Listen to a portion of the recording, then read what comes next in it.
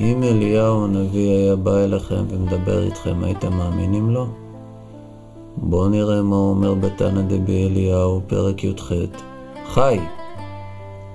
פעם אחת הייתי מהלך בתוך הגולה בבבל, נכנסתי לעיר גדולה של ישראל, מצאתי שם מלמד תינוקות, וישבו לפניו 200 נערים, רובן בני 18-20 שנה.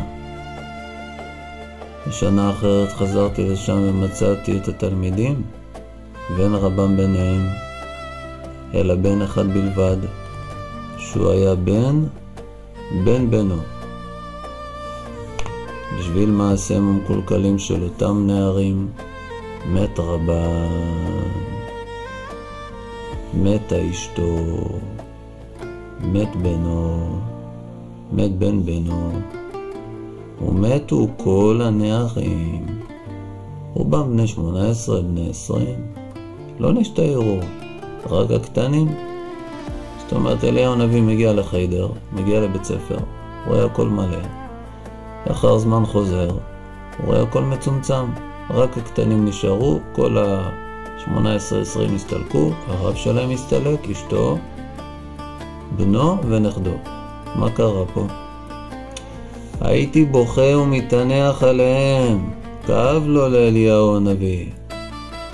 עד שבא אליו מלאך מן השמיים, ואמר לי, מפני מה אתה בוכה ומתענח? אמרתי לו, וכי לא אבכה ותענח על אלו שבאו לידי מקרא ומשנה, ועכשיו הלכו להם, והיו כלא היו.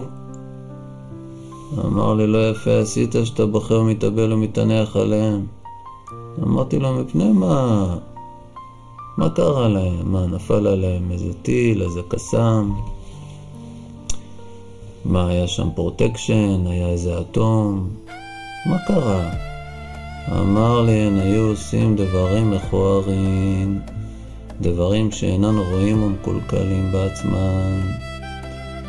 מה הם עשו? פוגמי הברית. והן לא היו יודעים בעצמן שהמיתה משגתם.